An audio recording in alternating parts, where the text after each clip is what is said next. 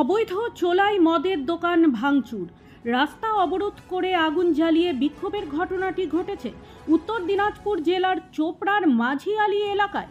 দীর্ঘদিন থেকে অবৈধভাবে চোলাই মদের কারবার চলছিল, যার জেরে সমস্যায় ভুগছিলেন এলাকাবাসীরা। এমনকি রাত হলেই দুর্ঘটনা ঘটত এলাকায়। তাই এদিন ওই চোলাই মদের দোকান উৎখাত করতে গ্রামের বাসিন্দারা অবৈধ চোলাই মদের দোকানগুলি ভাঙচুর ও রাস্তা অবরোধ করে আগুন জ্বালিয়ে বিক্ষোভ দেখায়। গতকাল আমাদের এই যে আমাদের গ্রামে মাঝিয়ালি গ্রামের হাই স্কুলের সামনে যে আমাদের এই যে একটা কালকে ঘটনা ঘটেছে, দারু খায় আমাদের সামনে আসে, দারু খাইতে ওখানে বাড়িতে গিয়ে আমাদের অত্যাচার করে, আবার মারধর করে। আর ওই যে দারু খায় আসতে এখানে অ্যাক্সিডেন্ট মারা গেছে আমাদের। তার জন্য আমরা আসছি আজকে সবাই গ্রামের মহিলাগুলো মিলে এখানে আসছি। আমরা চাই যে দারু হাটি বন্ধ হোক। আপনারা সব ভেঙে দিলাম।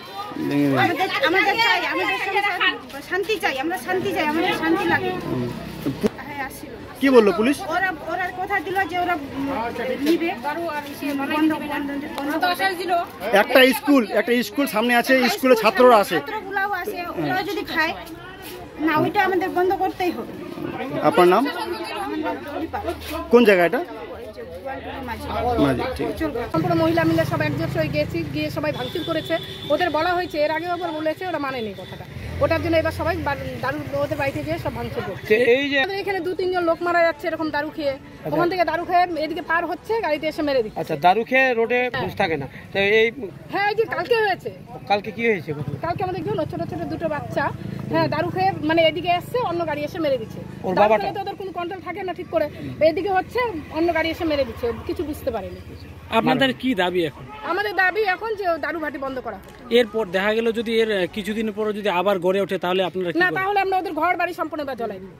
এবার পুলিশ প্রশাসন আমরা কিছু মানবো না, এবার আমরা ঘর বাড়ি জ্বলাই। প্রশাসন পুলিশ বললো যে আমরা এর পরবর্তী এটা নিচ্ছি, আমরা দারু ভাটি বন্ধ করে দিচ্ছি। আপনার নামটা? আমার নাম সীমা দাস।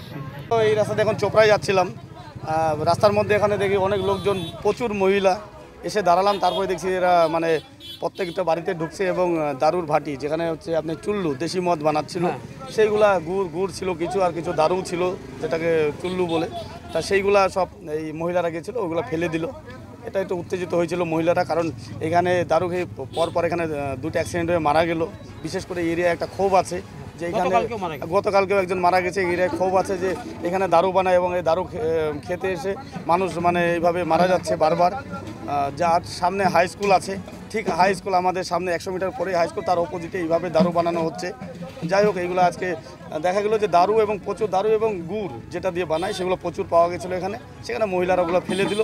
তারপর এখানে প্রশাসন আসলো এবং আমরাও এখানে আসছি, খবর আমরা দেখলাম এবং এখানকার স্থানীয় মানুষজন ছিল। সবাই পরিস্থিতিটা ঠান্ডা করে সবাইকে বুঝিয়ে সুঝিয়ে বাড়ি পাঠিয়ে দিল এবং প্রশাসন বলল যে এর পরবর্তীতে এখানে আর কোনো চুল্লু বা দেশি দারু যেগুলো বানায় এগুলো আর বানাতে দেওয়া হবে না। এটা প্রশাসন প্রতিশ্রুতি দেওয়ার পরে তারপর যারা বিক্ষোভ দেখাচ্ছিল বা যারা এই দারুর বাটিগুলো ভাঙছিল মহিলারা, তারা বাড়ি চলে গেলেন। সেটা তো অবশ্যই, সেটা তো অবশ্যই। এটার ব্যাপারে আপনি একজন চোপড়া পঞ্চায়েত সমিতির সভাপতির প্রতিনিধি হিসাবে প্রশাসনের কাছে আপনি কি দাবিটা রাখবেন? আমি প্রশাসনের কাছে একটাই দাবি রাখবো যে এটা যেন বন্ধ হয়, আগামীতে যেন আর এইসব জায়গায় দারু যেটা অবৈধভাবে যেটা চুল্লু বা দারু যেগুলো বানাচ্ছে সেগুলো যেন বন্ধ হয় চিরতরের জন্য, শুধু একদিনের জন্য। আজকে দেখানোর জন্য বন্ধ হলো, 10 দিন পরে আবার চালু হলো, এটা যেন না হয়। আমি এটা প্রশাসনের কাছে দাবি জানাবো এবং আমি নিজেও আইসির সাথে দেখা করে বলবো যাতে এরকম যা হাইস্কুলের সামনে যেটা দারু বানায় এটার জন্য চিরতরের জন্য বন্ধ হয়।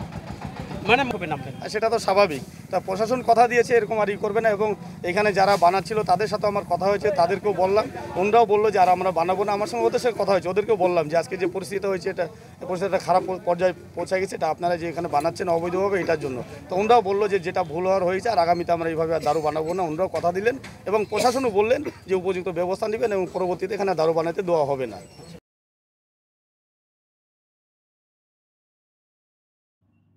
ব্যুরো রিপোর্ট, নিউজ বৃত্তান্ত।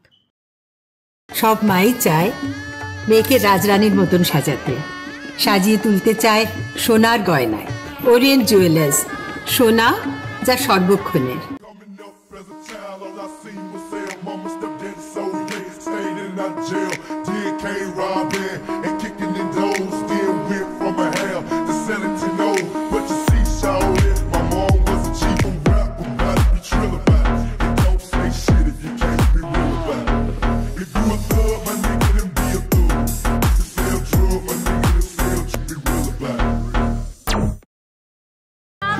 অনুভূতির স্মৃতিগুলো থেকে যায় সব সময় আদরে।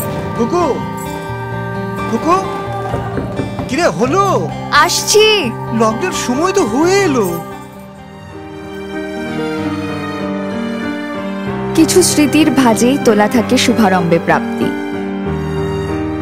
50 বছরের অভিজ্ঞতায় আগ্নেশ্বর জুয়েলার্স, নিখুঁত গয়নার কারিগরি। Agneshwar jewellers, NS road, Raiganj.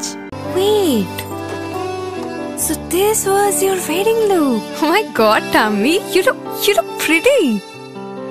Dhaka থেকে যখন আইছিলাম এ হগল আমার মা আমারে পরাইয়া দিছিল।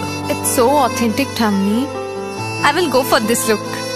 But what about my গয়না? সাদা রঙের রুমালটিতে গোলাপি রঙের কাজ, সব মিলিয়ে দারুণ হবে নতুন কনের সাজ। আমার গয়না আমার শ্রী ঢাকা জুয়েলার্স, আভিজাত্যের গয়না।